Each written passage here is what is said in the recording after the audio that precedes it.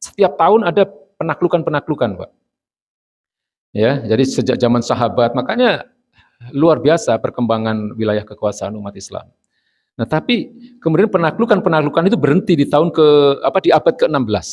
Ya, ketika pola-pola pikir dan pola-pola kehidupan orang-orang Eropa sudah masuk ke tengah-tengah umat Islam.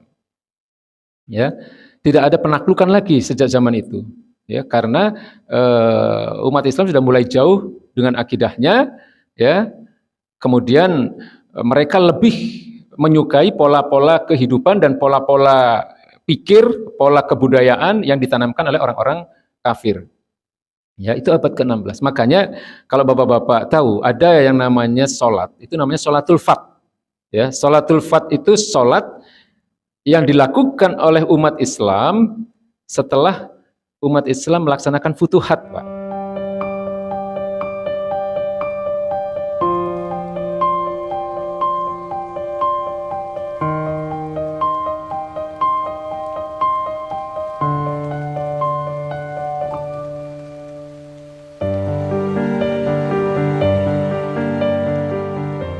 Jadi Islam sebagai sebuah ideologi itu jelas yang pertama kali menerapkan ya baginda Nabi besar Muhammad SAW. Ya, kurang lebih selama 10 tahun ya di Madinah. Ya, karena di Mekah 13 tahun beliau belum menerapkan syariat Islam. Beliau baru menerapkan syariat Islam itu setelah beliau berada di Madinah. Ya, 10 tahun. Kemudian diteruskan oleh para sahabat. Ya, Khulafaur Rasyidin. Ya, nah, sebagai sebuah ideologi, maka ketika Islam itu diterapkan luar biasa, Pak. Perkembangan dakwah itu sangat luar biasa. Jadi sepeninggal sahabat Nabi yang mulia, ya Ali bin Abi Thalib, ya radhiyallahu an, karamallahu wajhah. Itu wilayah, ya kekuasaan umat Islam itu sudah meliputi 3 benua itu, Pak. Ya, hanya dalam waktu 30 tahun, ya dari Abu Bakar ke Ali, itu umat Islam itu sudah menjangkau, ya ajaran-ajaran Islam itu dakwahnya sudah menjangkau Eropa, Asia dan Afrika. Ya, jadi buktinya apa? Buktinya banyak makam-makam para sahabat ya yang ada di beberapa negara di Asia dan di Eropa. Ya, ada makam sahabat yang ada di Cina, Pak. Ya, sahabat Nabi yang dekat ya dengan baginda Nabi besar Muhammad SAW, Sa'ad bin Abi Waqqas, itu makamnya ada di Cina. Artinya apa? Berarti pada masa para sahabat, ya sepeninggal Nabi, Islam itu sudah sampai Cina sebenarnya. Bahkan ada di Rusia, ya di Rusia itu ada 40 makam para sahabat di sana. Ya, jadi ada 40 sahabat yang makamnya ada di Rusia, di Dagestan. Ya, Dagestan. Kalau ingat Dagestan ingat apa, Pak? Ya, ingat Habib ya. Habib Nurmagomedov, itu kan dari Dagestan itu. Ya. Makanya Dagestan itu pecahan Uni Soviet ya. Ada di Rusia sekarang. Nah, itu mayoritas adalah orang-orang Islam di sana, ya, mayoritas orang-orang Islam. Seperti Habib, terus ada siapa lagi namanya Islam Makachev gitu ya. Nah, itu orang-orang Dagestan itu yang ternyata di Dagestan itu ada 40 makam para sahabat, ya.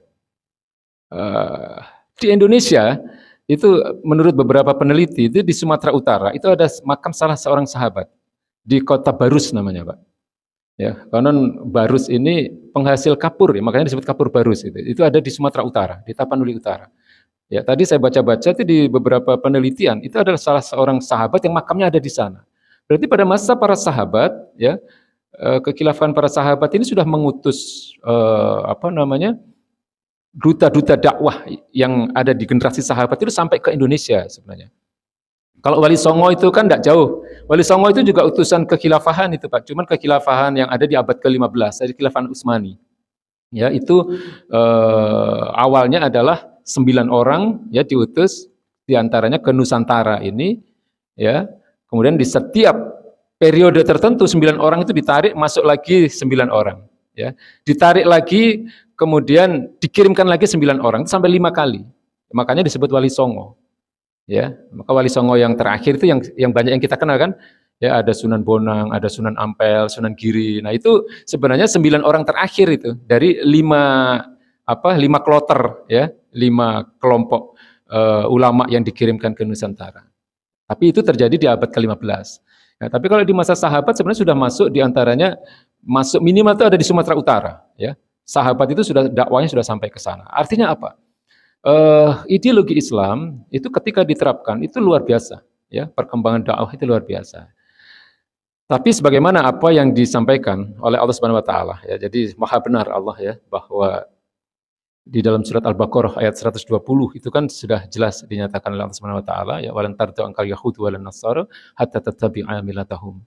Jadi orang-orang Yahudi dan Nasrani itu tidak akan ridho kepada kalian sebelum kalian mengikuti milah mereka. Milah itu apa, Pak? Milah itu ideologi. Ya, milah itu bukan sekedar persoalan ibadah, bukan persoalan yang sering kita terjemahkan dengan agama. Ya, milah itu sebenarnya ideologi. Karena kalau Bapak-bapak cari arti, kan sekarang gampang ya nyari arti kata, ya. Ya, kalau nyari arti kata milah itu agama dan syariat. Berarti apa? Ideologi itu, milah itu. Ya, makanya ada istilah milah Ibrahim, itu artinya adalah aturan kehidupan, petunjuk kehidupan yang dibawa oleh Nabi Ibrahim, ya. Nah, maka saya katakan tadi, ya, Al-Baqarah 120 itu maha benar Allah dengan segala firman-Nya. Ya, jadi melihat dominasi, ya, umat Islam di dunia ini, orang-orang Yahudi Nasrani itu tidak rela. Ya, sehingga kemudian mereka berupaya untuk menanamkan ideologi mereka di tengah-tengah umat Islam. Ya. Puncaknya adalah ketika abad ke-16, ya, terjadi ketika Eropa mulai bangkit nih, Pak. Ya, kalau Bapak-bapak cari ada istilah revolusi Prancis, itu Eropa mulai bangkit. Ya, Eropa mulai bangkit dengan liberalismenya, ya, liberalisme dan sekulerismenya. Ya, liberalisme itu gaya hidup bebas, sekulerisme itu agama dipinggirkan. Ya, paham-paham ini kemudian dimasukkan ke tengah-tengah umat Islam, ya, sehingga dari hari ke hari umat Islam itu makin jauh dari agamanya. Ya, dari hari ke hari umat Islam makin jauh dari agamanya. Ini terinspirasi dari perang salib, Pak. Ya, jadi kalau Bapak-bapak tahu di era perang salib itu terjadi selama 200 tahun, ya, perang salib itu, ya. Selama 200 tahun itu umat Islam nggak pernah kalah, Pak. Ya, umat Islam nggak pernah kalah. Lalu setelah perang salib itu ada Perdana Menteri Inggris yang namanya Edward Gladstone. Dia mengatakan, ya, jadi pada saat itu yang negara yang paling kuat itu Inggris. Dia katakan kepada rakyatnya, ya, kalian tidak akan mampu mengalahkan umat Islam sebelum kalian jauhkan mereka dari agama mereka. Jauhkan umat Islam dari Al-Qur'annya. Jauhkan umat Islam dari syariatnya. Lalu tanamkan kepada mereka pola-pola kehidupan kita. Maksudnya pola-pola kehidupan orang-orang kafir, ya. Tanamkan kebebasan, tanamkan kesukaan kepada hiburan dan seterusnya. Nah, itu terus dilakukan dari generasi ke generasi dan puncaknya pada abad ke-16 itu ketika Eropa mulai bangkit dan umat Islam dengan ideologinya mulai menurun grafiknya, Pak. Ya, abad ke-16 itu sudah mulai tidak ada futuhat. Ya, tahu futuhat, Pak, ya? Futuhat itu penaklukan. Ya, sejak zaman Nabi sampai abad ke-16, ya, umat Islam itu setiap tahun ada penaklukan-penaklukan, Pak. Ya, jadi sejak zaman sahabat, makanya luar biasa perkembangan wilayah kekuasaan umat Islam. Nah, tapi kemudian penaklukan-penaklukan itu berhenti di di abad ke-16. Ya, ketika pola-pola pikir dan pola-pola kehidupan orang-orang Eropa sudah masuk ke tengah-tengah umat Islam. Ya, tidak ada penaklukan lagi sejak zaman itu. Ya, karena umat Islam sudah mulai jauh dengan akidahnya, ya. Kemudian mereka lebih menyukai pola-pola kehidupan dan pola-pola pikir, pola kebudayaan yang ditanamkan oleh orang-orang kafir. Ya, itu abad ke-16. Makanya kalau Bapak-bapak tahu ada yang namanya sholat, itu namanya sholatul fat. Ya, sholatul fat itu sholat yang dilakukan oleh umat Islam setelah umat Islam melaksanakan futuhat, Pak. Ya, jadi ada sholat yang sejak abad ke-16 sampai sekarang itu tidak pernah lagi dilakukan oleh umat Islam. Namanya sholatul fat. Sholatnya 8 rakaat, ya, 2 rakaat salam. Jadi setelah penaklukan suatu wilayah, itu biasanya seorang khalifah itu akan menyerukan kepada seluruh umat Islam untuk melakukan sholat sunnah 8 rakaat. Itu namanya sholatul fat. Ya, Bapak cari apa itu sholatul fat, ya. Itu 2 rakaat salam, 8 rakaat. Nah, sejak abad ke-16, ya, sejak tahun 1500 sekian, umat Islam sudah tidak lagi melakukan sholatul fat itu. Ya, karena sudah tidak lagi melakukan futuhat, tidak pernah ada lagi futuhat. Artinya apa? Kekhilafan umat Islam itu makin hari makin lemah. Ya, kemudian satu persatu wilayah-wilayah kekhilafahan itu mulai runtuh, ya, mulai memisahkan diri. Ini akibat apa? Akibat provokasi dari orang-orang kafir tadi, orang-orang Yahudi Nasrani yang menanamkan, pertama adalah menanamkan sekulerisme, ya. Jadi ditanamkan bahwa Islam itu sama aja dengan agama-agama yang lain, gitu ya.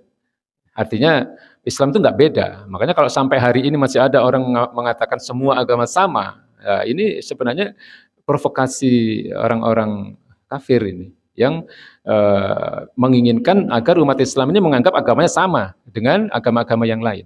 Padahal jelas jauh berbeda.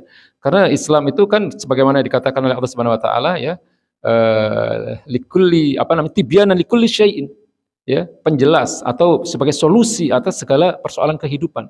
Kalau agama yang lain tidak bisa, ya, karena mereka bukan ideologi, ya. Nah, jadi sejak itulah kemudian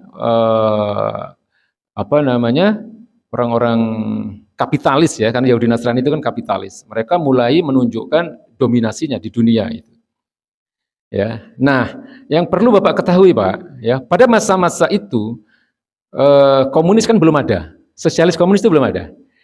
Jadi orang-orang kapitalis dengan sosialis ini bisa bersatu mereka kalau melawan Islam. Ya, nah, tapi setelah kemudian khilafah itu runtuh, ya, Islam sebagai sebuah ideologi tidak lagi diterapkan, maka mereka pecah menjadi kapitalis dan sosialis. Ya, kapitalis dipimpin oleh Amerika dan negara-negara Eropa, ya, kemudian ada Australia. Nah, kemudian sosialis itu Uni Soviet, ya, dulu ada nama Uni Soviet, ya. Nah, Uni Soviet, kemudian Cina, kemudian negara-negara Asia yang tidak terlalu besar, kemudian ada negara-negara Amerika Latin. Nah, maka kalau kita lihat, ya, tadi dikatakan, ya, berbagai konflik di dunia, berbagai perang yang ada di dunia, ya, itu sebenarnya semuanya mengakar kepada perang ideologi, Pak. Ya, Islam dihancurkan oleh orang-orang Yahudi Nasrani ini karena ideologinya, karena Islamnya, karena Islam sebagai sebuah ideologi. Nah, lalu setelah Islam berhasil diruntuhkan, ya, 3 Maret 1924, negara yang menerapkan ideologi Islam ini berhasil diruntuhkan, maka mereka berperang sendiri, ya. Artinya antara kapitalis dengan sosialis ini, karena dua ini adalah merupakan ideologi, ya, mereka bikin blok sendiri-sendiri, Pak. Makanya disebut di sini ada blok barat, blok timur. Ya, blok barat itu adalah negara-negara kapitalis, blok timur negara-negara sosialis. Ya, nah, blok barat ini kalau kita kenal namanya NATO sekarang itu, Pak. NATO, ya, itu anggotanya negara-negara Eropa dan dipimpin oleh Amerika. Nah, sementara sosialis itu dulu ada yang namanya Pakta Warsawa. Ya, kalau orang-orang bapak-bapak pasti tahu lah usia sekitar ini. Dulu ada namanya Pakta Warsawa, Pak. Jadi dalam perang itu yang disebut dengan perang dingin. Nah, perang dingin itu apa? Perang dingin itu perang yang sebenarnya nggak pakai senjata, ya, nggak menggunakan kekuatan militer, tapi mereka adalah berperang dalam arti berebut pengaruh, ya, berebut pengaruh di negeri-negeri pecahan-pecahan khilafah sebenarnya. Ya, jadi mereka memperebutkan pengaruh dari negara-negara yang belum berpihak kepada kapitalis maupun sosialis. Nah, itu namanya perang dingin. Sehingga kemudian ketika umat Islam tidak lagi memiliki kekhilafahan, kapitalis dan sosialis ini berebut pengaruh, dan yang di sini yang memenangkan perang dingin itu adalah Amerika, ya, negara-negara kapitalis. Sehingga apa? Negara-negara sosialis ini buyar semua kan, pecah semua kan, ya. Jadi Uni Soviet pecah menjadi beberapa negara, ya. Yang terbesar Rusia, kemudian ada Ukraina, ada Dagestan. Nah, sekarang Rusia Ukraina perang itu kenapa? Rusia dengan Ukraina perang itu kenapa, Pak? Sekarang kan masih perang, ya. Itu perang ideologi juga. Karena Ukraina pengennya mereka gabung dengan negara-negara kapitalis. Ya. Jadi Ukraina ini pengennya gabung dengan Eropa, dengan Amerika dalam kelompok NATO ini. Nah, Rusia sebagai negara pecahan Uni Soviet yang terbesar nggak rela Ukraina masuk ke sana. Maka terjadilah perang antara Rusia dan Ukraina. Jadi intinya itu sebenarnya akarnya perang ideologi semua. Ya, nah, maka di sini kita melihat, ya, bahwa Amerika, ya, kemudian Eropa dan negara-negara pengemban ideologi kapitalisme ini memang mereka tidak pernah berhenti untuk terus ya, menanamkan ideologi mereka di negeri-negeri lain, ya, terutama di negeri-negeri yang mayoritas Muslim. Sehingga umat Islam semakin hari diharapkan oleh mereka semakin jauh dari agamanya, ya, semakin tidak mengenal agamanya, bahwa agamanya adalah sebuah ideologi.